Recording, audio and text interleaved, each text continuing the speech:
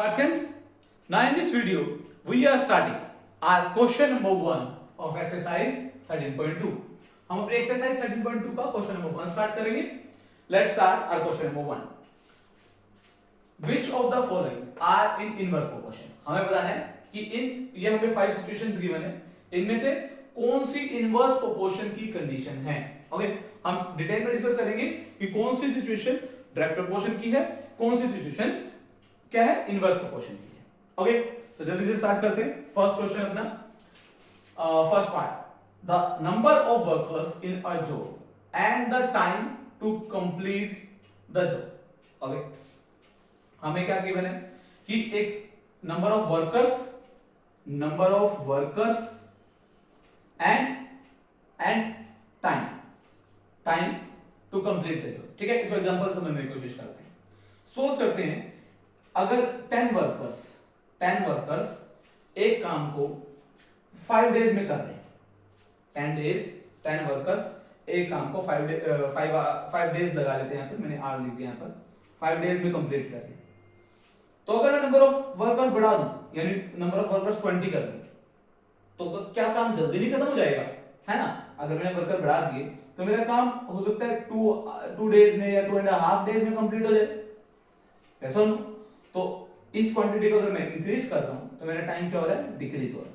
ऐसा no, it means that is the situation of inverse proportion. That is the situation of inverse proportion. Yes और no. So ये जो condition है ये किसकी होगी, हमारी इनवर्स प्रोपोर्शन की कंडीशन होगी. Inverse proportion. ठीक है, तो मैं यहां लिख देता हूं that is the condition of inverse proportion. Clear. तो यहां पर हमने एग्जांपल से इस चीज को समझा. चलो, तो इसी तरह से क्या करेंगे, हर एक क्वेश्चन को एग्जांपल से समझेंगे और उससे क्या होगा, समझना इजी रहेगा. The time taken for the journey and the distance travel in a uniform speed. हमें किस में रिलेशन निकालना है, टाइम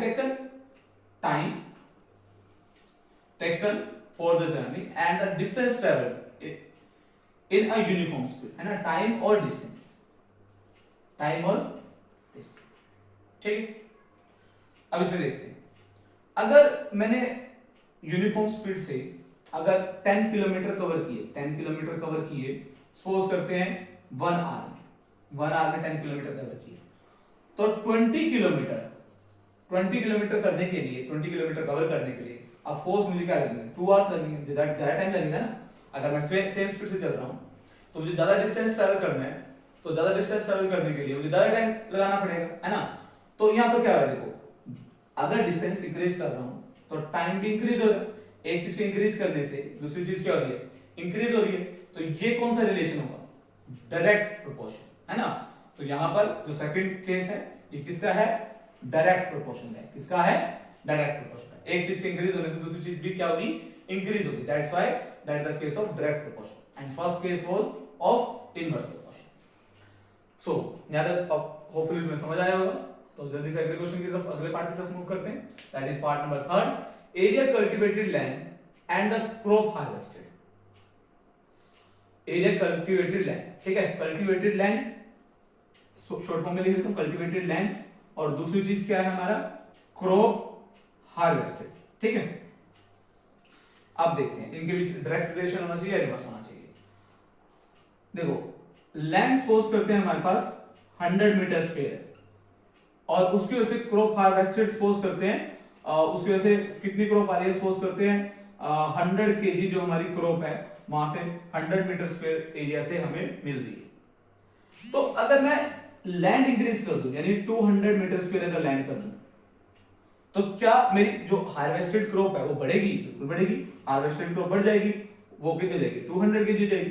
तो लैंड के बढ़ने से मेरी क्रॉप हार्वेस्टेड क्या हो रही है, इंक्रीज हो रही है.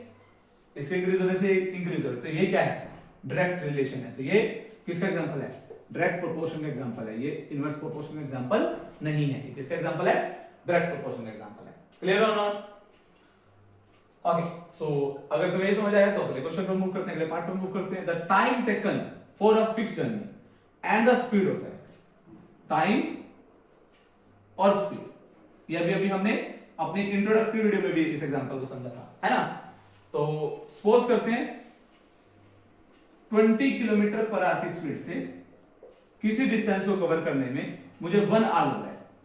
20 किलोमीटर पर आवर की स्पीड से मुझे 1 आवर लग रहा है।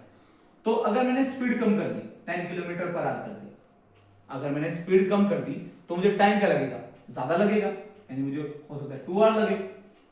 तो इसके इंक्रीज होने से टाइम क्या हो रहा है, स्पीड के इंक्रीज होने से टाइम क्या डिक्रीज हो, एक क्वांटिटी के इंक्रीज होने से दूसरी क्वांटिटी डिक्रीज हो, तो उसको हम क्या बोलते हैं, इनवर्स प्रोपोर्शन। तो यहाँ पर ये किसका एग्जांपल है, इनवर्स प्रोपोर्शन का, है ना, इनवर्स प्रोपोर्शन का ये क्या है, एग्जांपल है। इतनी बात समझ। तो अपने लास्ट पार्ट की तरफ मूव करते हैं। The population of a country, एक कंट्री की जो पॉपुलेशन है एंड द एरिया लैंड पर पर्सन, अगर कंट्री की पॉपुलेशन बढ़ेगी तो हर पर्सन को लैंड क्या होगा, कम मिलेगा, ऑफ कोर्स, है ना। देखो एक तो क्या है पॉपुलेशन, पॉपुलेशन, और दूसरी क्या है लैंड पर पर्सन, लैंड पर पर्सन। अगर पॉपुलेशन बढ़ी तो बहुत सिंपल सा एग्जांपल, इसको टेबल्स की करने की जरूरत नहीं है। अगर मेरी कंट्री की पॉपुलेशन बढ़ी तो ऑफ कोर्स जो मुझे पर पर्सन जो रहने के लिए जो एरिया मिलेगा, लैंड का एरिया मिलेगा, वो क्या मिलेगा, कम मिलेगा, है ना। एरिया कंजेस्टेड होता जाएगा, लोगों को बहुत छोटे छोटे घरों में रहना पड़ेगा। जैसे इसका सबसे बड़ा एग्जांपल है दिल्ली, है ना। वहां पे हो क्या है, number of people day by day क्या होते जा रहे हैं, बढ़ते जा रहे हैं। तो जिसकी वजह से क्या हो रहा है, वहां पर लोगों को रहने के लिए स्पेस क्या मिल रहा है, कम मिल रहा है। तो पॉपुलेशन के बढ़ने से जो लैंड पर पर्सन होगा वो क्या होगा, डिक्रीज होगा। एक चीज के बढ़ने से दूसरी चीज डिक्रीज होगी। तो that's why that is also an example of inverse proportion, that is example of inverse proportion. फिर पॉपुलेशन